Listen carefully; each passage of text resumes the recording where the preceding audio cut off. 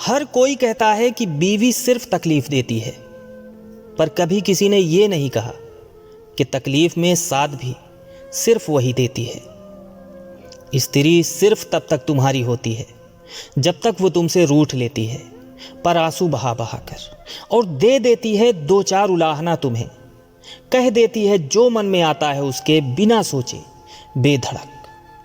लेकिन जब वो देख लेती है उसके रूठने का, उसकी आंसुओं का कोई फर्क नहीं है, तो यकाएक वो रूठना छोड़ देती है। फिर मुस्कुरा कर तुम्हारी बातों पर जवाब देने लगती है। समेट लेती है वो खुद को किसी कछुए की तरह अपने ही कवच में, और तुम समझ लेते हो सब कुछ ठीक हो गया है। तुम जान ही नहीं पाते कि यह शांत नहीं है, बल्कि मृत्युप्राय हो चुकी है। कहीं ना कहीं गला घोट दिया है उसने अपनी भावनाओं का, और अब जो तुम्हारे पास है वो तुम्हारी होकर भी तुम्हारी नहीं है। जिस पुरुष के राज में स्त्री दुखी है, उस पुरुष के घर में कभी भी खुशी नहीं आ सकती। जो स्त्री को नहीं समझ सकता, वो वेद और उपनिषद भी नहीं समझ सकता। ईश्वर का सबसे सुंदर शास्त्र नारी है।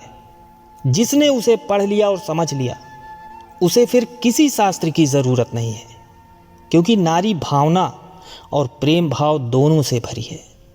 एक औरत पुरुष में हमेशा प्रेमी ही नहीं तलाशती है, वो तलाशती है एक पिता जो उसकी गलती के बाद भी उसे उतना ही प्यार थे। वो तलाशती है एक भाई जो मुश्किलों में उसके साथ खड़ा हो। वो तलाशती है एक दोस्त जिसके कंधे पे सर रखकर रो सके।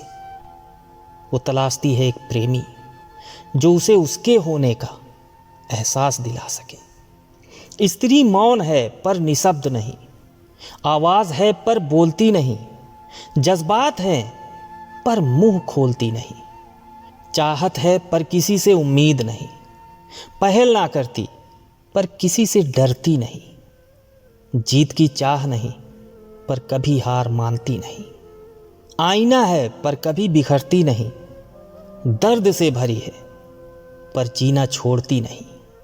इज्जत किया करो उसकी जो आपके सामने रोती है, लड़ती है, गुस्सा करती है, शिकायत करती है और अपने प्यार का बार बार इजहार करती है। क्योंकि अगर उसे प्यार की कद्र ना मिले तो वो धीरे धीरे पत्थर बन जाती है।